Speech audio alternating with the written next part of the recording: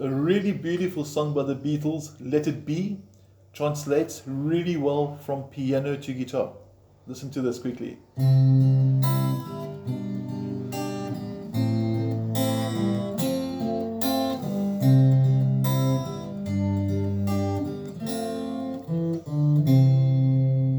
Now let's break that down by starting with what picking we're using, because obviously being piano, we need to try and capture a very similar vibe or rhythm or feel, if you want to call it that, onto the guitar from the piano rhythm. Now we're going to do fingerstyle. Notice no picks over here, and this is a Rocky Strat, by the way. That's the name of it. If you Google Fender Rocky Strat, you'll see pictures of George Harrison of the Beatles playing this guitar. Just for, by the way, that's why it looks so funny. Okay, your thumb is going to rest on the 5th string, and your middle finger is going to pluck the 2nd string. So your first notes are going to be strings 2 and 5 together while playing the chord C. After that, first finger is going to pluck the 3rd string. So you're going to have this. After that, your middle and ring fingers are going to play strings 2 and 1 at the same time. So now we have this. And we finish off the 4th beat with the first finger on the 3rd string again. So if you were to count to 4, we'd have this. 1, 2, 3, 4. Okay, so that's your basic pattern the whole way through. And you'll notice on your PDF file, which I hope you could either print it out or on a screen close to you, you'll notice that the chord diagrams have a dark blue dot. That's the bass note. So normally for G, it's the 6th string. For the A minor, it should be the 5th. And then you're going to play the F from the 4th. So the only finger that's actually changing string on your picking hand is going to be your thumb. The remaining 3 fingers are going to keep the rhythm or the string sequence constant. Okay, so we're going to zoom out now. Get both left and right hands into the picture here and take you through the chord progression. I'm going to start with the C like we said. Going to go to G. Notice that for the G I use fingers 3 and 4 on the bottom 2 strings. Some guitarists just do that, so this is the more sort of conventional G. And a lot of guitarists, I'll notice, are preferring this one, which is also my favorite for this song. A minor, I'm sure you're familiar with that one as well. And we finish with an F chord as well. Okay, now we're going to start putting the song together. Here we go on the count of 4. 2 and 3 and 4 and...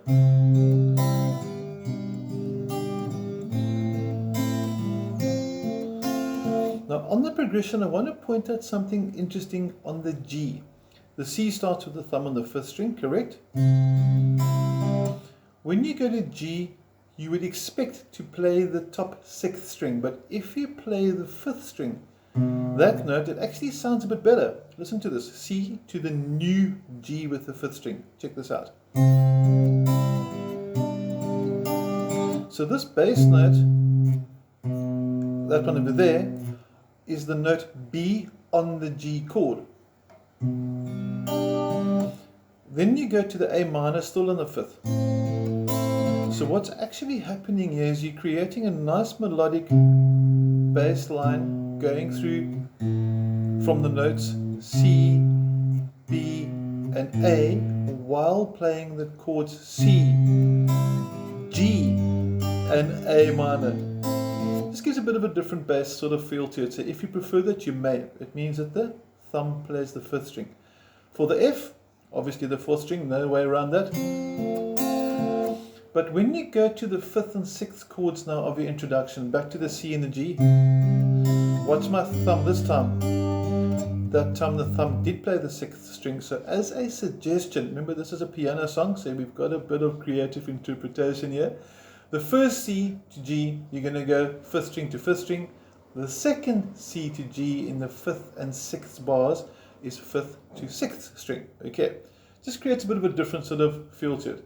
And for the F at the end, it says there, watch bass run on the F. Watch this, here's the F. And that's the bass line I'm referring to. There's the F chord. Part of the bass note, part of the bass note. And to the C. So you're leading it to the C of verse 1. Now at the bottom as well of your PDF, you'll also notice it says bass run to the C, or you could have said bass run from the F. It's the same thing really.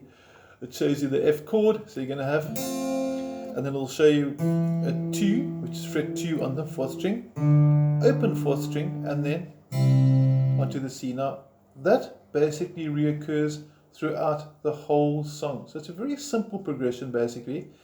If you look at the first verse, I'm going to play through the first and second lines now. You can play along if you want to. 2 and 3 and 4 and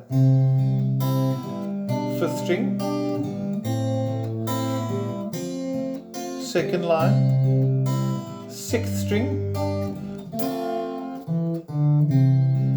and you start in the 3rd line. And the last line, 6th string for G and F.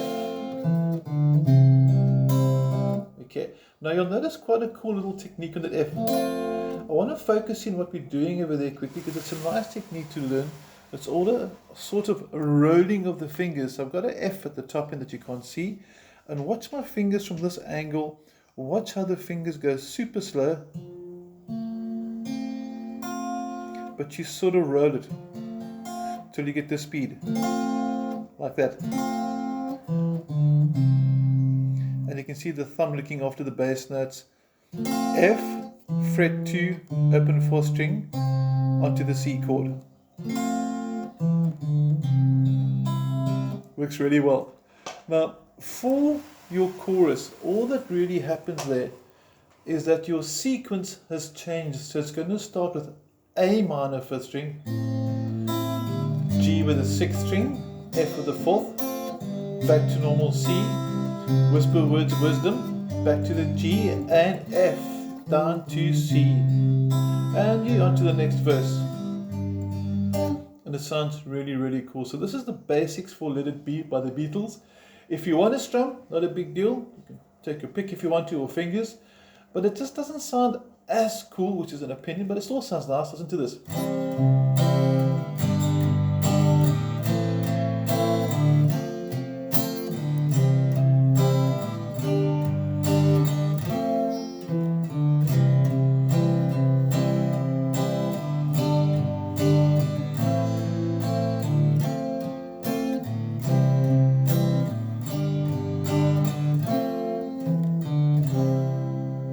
So personally, I don't like the pick. I like the finger style. It's a good way to get into it. I hope you enjoyed the song. There's no sort of other twists to it. It's a really pretty song. You can change the picking pattern as well. You could even do something like this.